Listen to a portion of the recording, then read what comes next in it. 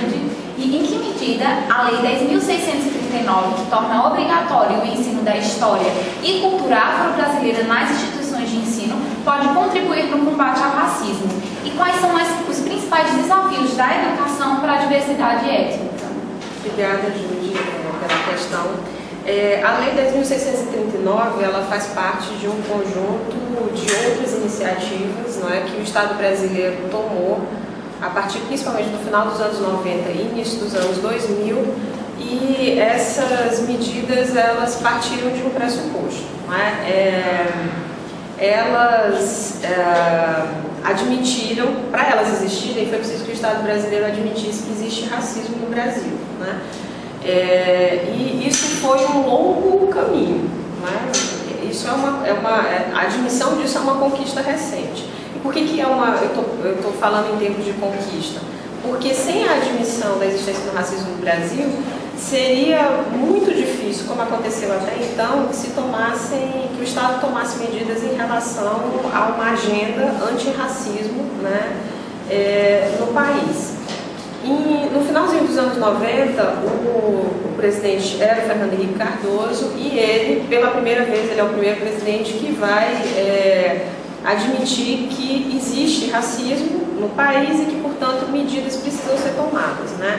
Em 2000 acontece uma conferência em Durban e o Brasil se torna signatário de vários acordos que essa conferência vai estabelecer, não é?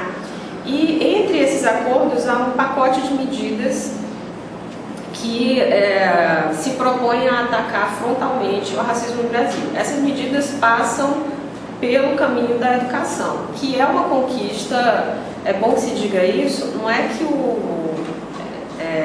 a adoção dessas medidas seja resultado puramente dessa conferência, não é? Ou da decisão de um presidente. Elas, na verdade, são resultado de um longo processo em que o movimento negro no Brasil exigiu que mudanças fossem realizadas. Então, quando nos anos 2000 isso acontece, né, começa a se desenhar mais efetivamente uma política de combate ao racismo no Brasil, ela é resultado dessa longa trajetória, não é? Bom, a Lei 10.639, que é de 2003, ela faz parte desse pacote de medidas, não é? E ela vai atacar, digamos assim, um elemento fundamental que passa pela formação de todos nós, não é? Talvez para vocês que são formados mais recentemente, isso não tenha acontecido. Talvez a lei já tenha produzido efeito na formação de vocês. Mas para quem teve uma formação anterior a isso, que é o meu caso, por exemplo, a gente não via nenhum conteúdo de história ou cultura africana, nem no ensino fundamental e nem no ensino médio. Qual é o resultado disso? Primeiro, uma desigualdade enorme no modo como a gente enxerga as nossas matrizes de formação cultural, né? Porque a gente vai receber informação, pensando aqui os principais grupos de formação da população brasileira e da sociedade brasileira, não é? Negros, brancos e índios, não é? A informação sobre esses grupos ela entra na formação da população brasileira de um modo muito desigual. Então, a ideia da lei era exatamente ocupar um espaço que era um espaço ou vazio ou deformado na forma como essas informações não chegavam, né? Por exemplo, a informação sobre a população africana, ela era oferecida nessa formação anterior a reboque do processo de colonização. É como se eles só existissem, não é? Vinculados a essa dimensão. Então, várias informações que são importantíssimas para qualquer grupo social, para entender de onde a gente vem, não é? E, portanto, também para onde a gente vai, ficavam invisibilizadas. Ou seja, se a gente pensar na população negra brasileira, de onde é que ela vem?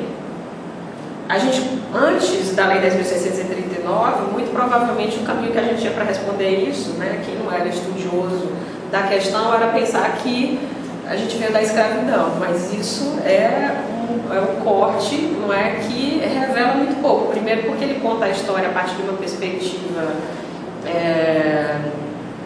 dos vencedores do processo de colonização, e segundo que ele também apaga um conjunto de informações, de onde essas pessoas vinham, quais lugares da África, que língua falavam, que cultura tinham, não é? Isso para pensar no passado, pensando assim, em termos de história, pensando no passado. Mas a gente podia fazer também uma pergunta em relação a como eles entraram, né? Como é que essa população entra e se integra na formação da população brasileira, ou seja, do ponto de vista de uma cultura ou de culturas, né, afro-brasileiras,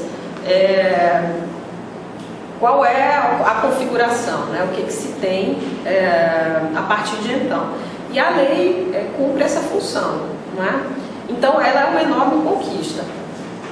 A lei é de 2003, ou seja, ela tem esse ano, né, são 11 anos de implementação, mas infelizmente ela não tem, apesar desse tempo de existência, ela não tem uma efetivação do modo como se gostaria, não é? Ela é uma indicação legal, ela tem que estar, é uma obrigação legal, não é uma escolha dos professores, não é? Ela é uma obrigação legal, portanto, no ensino fundamental e no ensino médio, esses conteúdos devem estar presentes na formação escolar, mas infelizmente ela não está tão presente quanto se gostaria, né? As pesquisas que têm sido feitas vão revelar isso.